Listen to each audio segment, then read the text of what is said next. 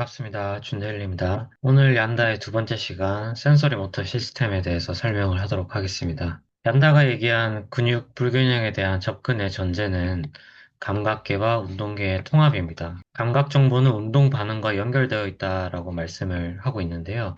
환경에서 우리가 받은 정보, 그러니까 뭐 길을 걷는다든지 아니면 물건을 짚는다든지 어떠한 센서리 인풋이 들어오게 되면은 이 대뇌에서 프로세싱 과정을 거쳐가지고 정보를 통합하고 처리를 하죠. 어떤 반응에 대한 동작을 저희가 하게 됩니다. 만약에 펜을 잡았으면은 글씨를 쓴다든지 그러한 모터 아웃풋으로 나오게 되고 이러한 아웃풋으로 인한 무브먼트로 나오게 됩니다. 이러한 것들이 일련의 하나의 반응으로 나타나게 되고 만약에 그 동작이 잘못됐다라고 하면은 피드백을 통해서 다시 센서리 인풋으로 들어가고 다시 CNS, 모터 아웃풋, 무브먼트 다시 피드백, 이렇게 돌아가는 루프 형태를 이루게 됩니다. 그래서 이러한 모든 것들이 감각계와 운동계의 통합이라고 설명을 하고 있고, 감각 정보가 결국에는 운동 반응과 연결되어 있다라고 말을 하고 있습니다. 그래서 컴퓨터 보면은 저희가 키보드와 마우스로 입력을 하게 되면은 CPU에서 정보 처리를 한 다음에 그 다음에 소프트웨어에서 프로그램을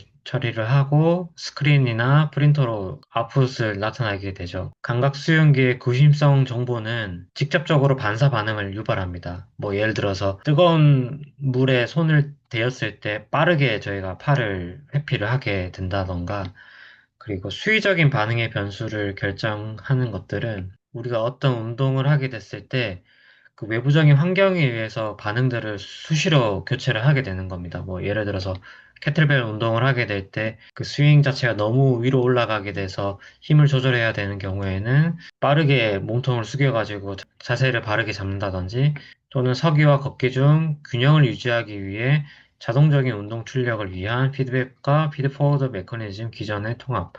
이거는 뭐 예를 들어서 저희가 일반적으로 그냥 걷다가 앞쪽에 돌부리가 있으면 그 돌부리를 피하기 위한 자세를 잡거나 근육 긴장도를 유발하게 되잖아요.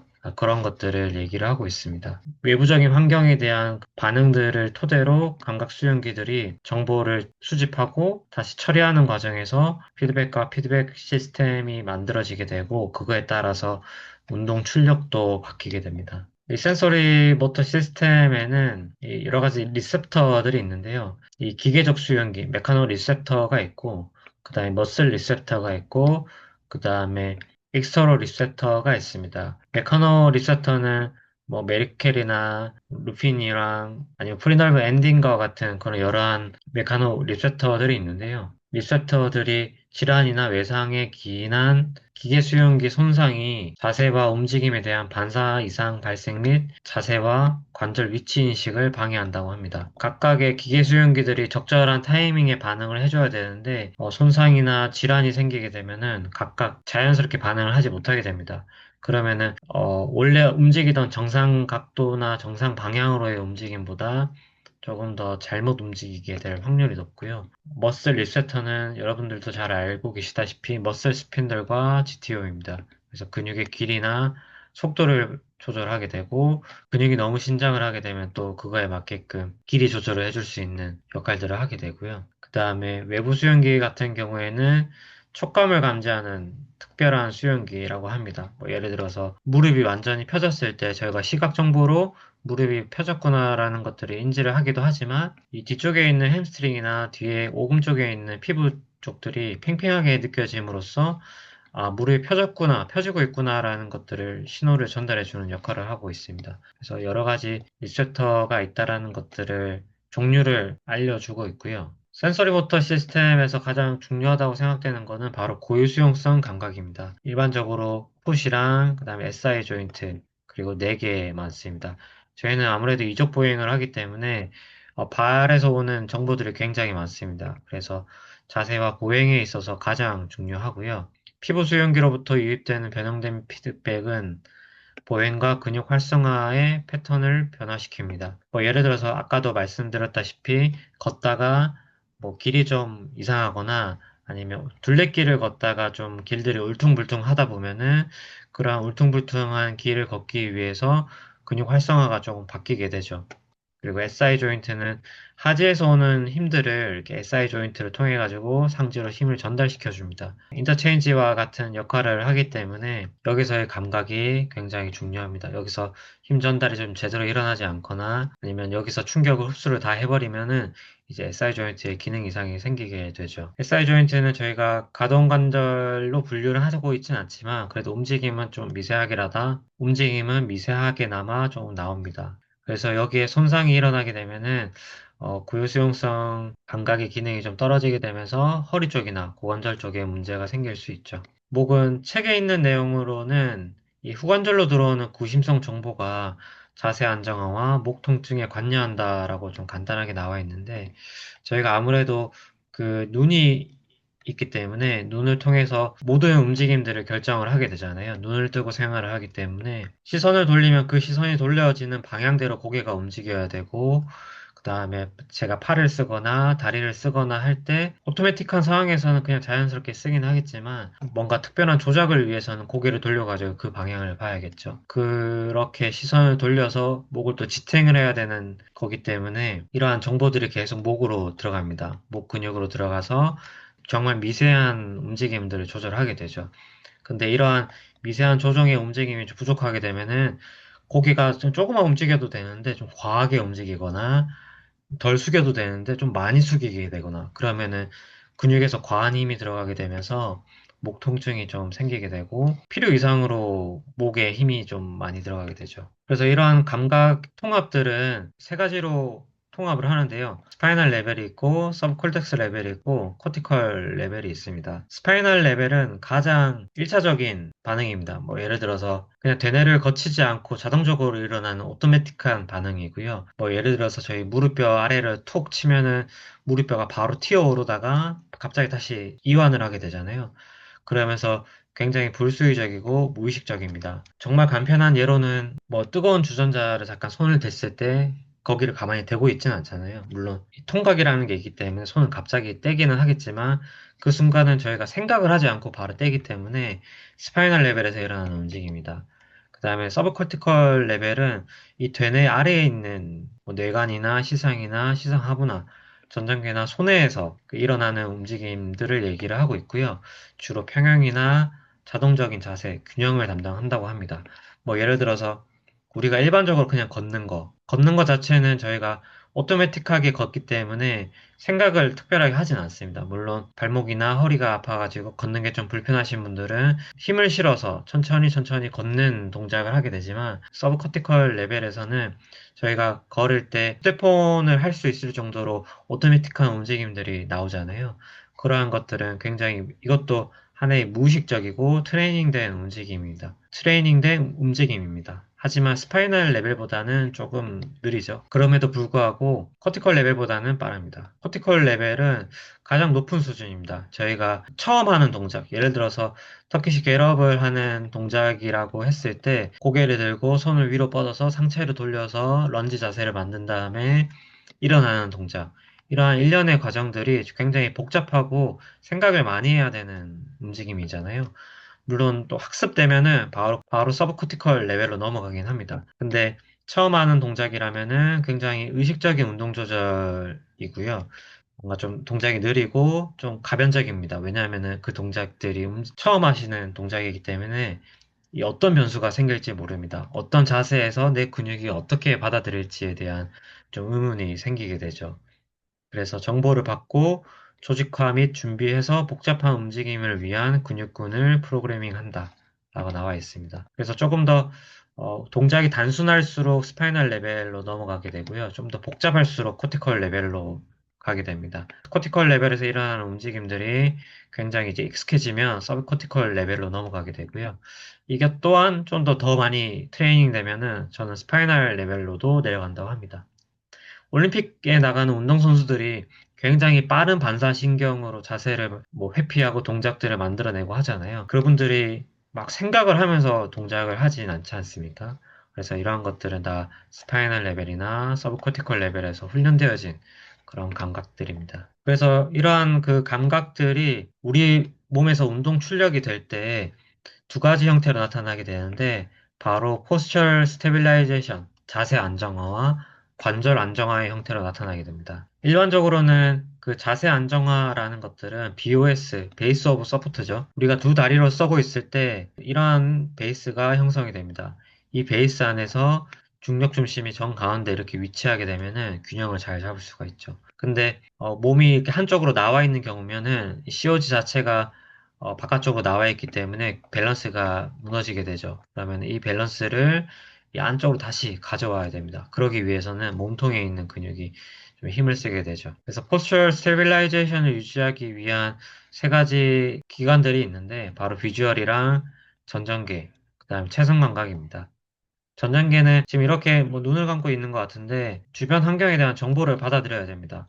뭐 앞에 뭐 길이 움푹 파여 있는지 아니면 백화점처럼 길이 잘 이렇게 나 있는지에 대한 시각 정보를 좀 받아들여야 자세를 유지할 수 있고요. 전전계는 머리와 신체 위치에 대한 정보와 움직이는 기저면으로부터 피드백을 제공하게 됩니다. 우리가 고개를 돌리게 되면은 귀 속에 있는 전정기관들이 좀 반응을 하게 되죠. 몸을 한쪽으로 기울였을 때 그거에 맞게끔 고개도 한쪽으로 기울여지잖아요. 그러면 고개 자체가 기울어지니까 이거는 밸런스를 잡아야 되는 상황이다라고 생각하고 전정기에서 일을 하면서 이 정보를 뇌에다가 갖다 주죠. 그러면은 근육이 다시 힘을 써서 밸런스를 좀 찾게 됩니다. 체성 감각은 말 그대로 이제 손이나 발이나 몸에서 일어나는 그런 정보들을 통합하는 겁니다. 세 개가 다 하나로 통합되어서 자세를 유지를 할 수 있는 거고요. 뭐 하나라도 좀 부족하게 되면은 신기하게도 그 다른 하나가 굉장히 예민해집니다. 예를 들어서 시각이 좀 없어지게 되면은 뭐 전정기나 체성 감각들이 굉장히 예민해지게 되죠. 우리가 자세 조절을 하게 될 때 오토매틱한 자세 반응을 만들어내게 되는데 이러한 반응들은 피지라 수준에서 움직임이 일어나게 됩니다. 특히 손에서 이러한 자세 조절을 하게 되고요. 저희가 생각을 하고 자세를 조절하진 않습니다. 순간적인 반응이기 때문에 그렇습니다. 그래서 수의적이진 않고 무의식적인 수준에서 일어나게 되고요. 서 있는 자세를 예를 들었을 때 제가 취할 수 있는 전략이 바로 앵클, 힙, 스태핑 전략입니다. 그냥 서서 약간의 동료가 있을 때는 앵클만으로는 동료를 조절할 수 있죠. 근데 그 이상의 동료가 발생하게 되면은 이제 고관절을 써서 그 힙 전략을 취합니다. 근데 이 이상 넘어가는 밸런스의 요구가 생기게 되면은 스태핑이 일어나게 되죠. 다리를 다시 한쪽으로 들어서 지지를 한 다음에 자세를 유지하게 되는 근골격계에 손상이 있는 분들은 조금 다른 자세적 패턴을 이용합니다. 뭐 물론 앵클이나 힙이나 스태핑 스트레치를 사용하기도 하지만 갑자기 뭐 몸이 베베 꼬인다든지 뭐 이런 식으로 형태가 나오기도 하고요. 노인분들의 경우에는 젊은 사람들보다는 힙 전략을 더 많이 사용한다고 합니다. 그 이유는 이 발목의 기능이 좀 떨어지다 보니까 이 발목을 채 쓰기도 전에 고관절을 많이 쓴다는 거죠.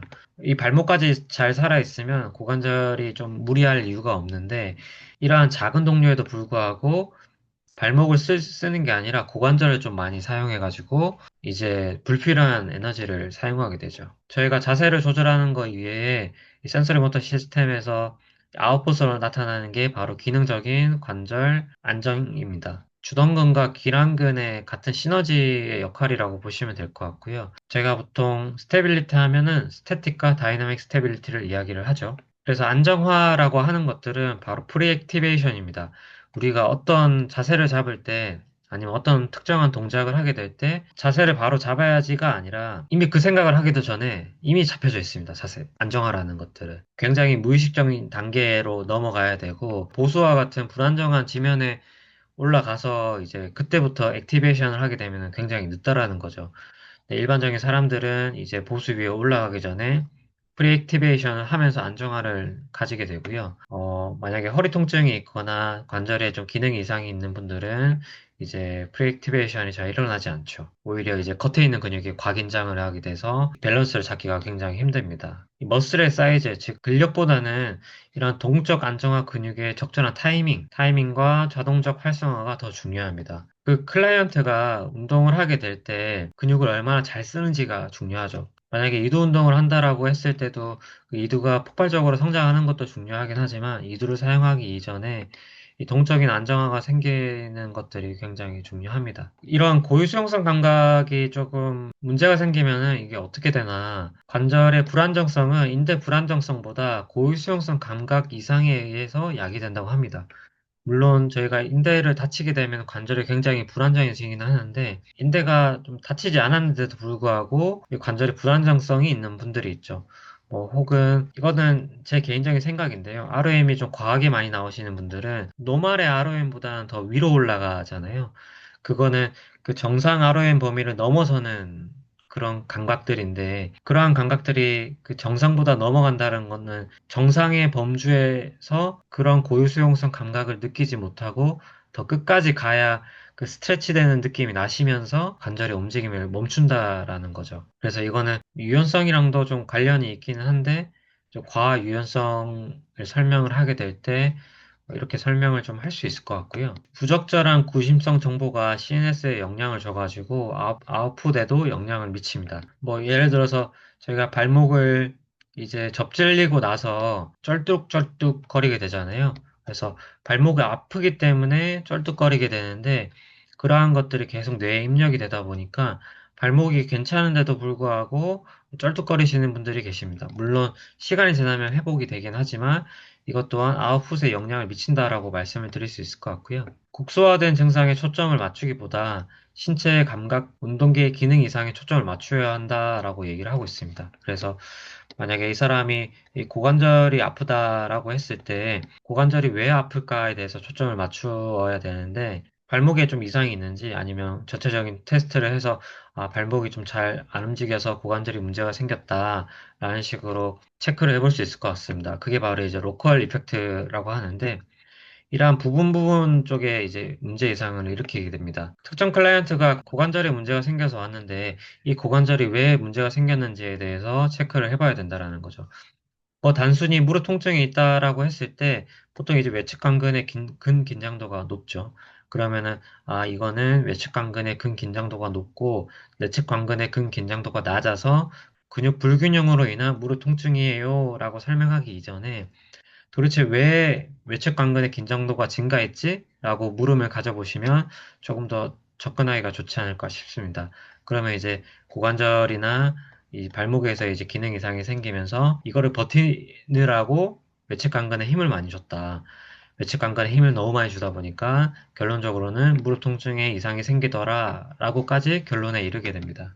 책에서 얘기하는 이 글로벌 이펙트는 뭐 전체적으로 영향을 주는 걸 얘기를 하는 것 같아요. 뭐 예를 들어서 왼쪽 발목이 아프면 뭐 나중에는 오른쪽 발목도 아프게 된다. 뭐 이런 식으로 설명을 하고 있습니다. 오십견이신 분들이 이제 왼쪽이 다 나을 때쯤 오른쪽이 아프기 시작하는 거와 같은 얘기를 하는 것 같아요. 요약을 한번 해보겠습니다. 감각운동계는 복합적인 구심성과 원심성 정보의 통합입니다. 인풋이 들어오면 아웃풋이 있죠. 그래서 원심성 출력은 전반적으로는 자세 안정성을, 국소적으로는 기능적인 관절 안정성을 제공하게 됩니다. 우리가 이 안정성이라고 하는 것들은 너무 이 안정성에 국한되시면 안 되고, 그냥 동작을 하는 데 있어서 이 자세를 잘 잡아주느냐, 그리고 관절에서 잘 안정적으로 유지를 하고 있느냐를 보시면 됩니다. 고유수용성 감각은 기능적인 안정화에 있어서 중요한 역할을 수행합니다. 저희가 일반적으로 하는 웨이트 트레이닝과 같은 고립 운동들은 근육 볼륨을 증가시키기에는 굉장히 좋지만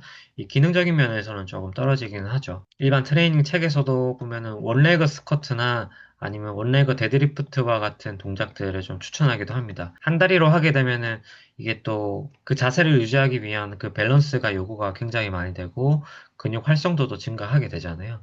그래서 그러한 그 감각들이 생기면서 이 기능적으로 안정화가 생기게 됩니다. 그래서 이거는 트레이닝 방법 중에 하나니까 볼륨을 키워야 될 때는 그런 식으로 고립 운동을 하는 것도 좋지만 이제 기능적인 요소가 필요한 경우에는 일련의 기능적인 운동들을 하는 게 좀 도움이 될 것 같습니다. 다음 시간은 사슬 반응에 대한 얘기고요. 우리 근육이 어떻게 연결되어 있는지에 대해서 설명을 하는 파트입니다.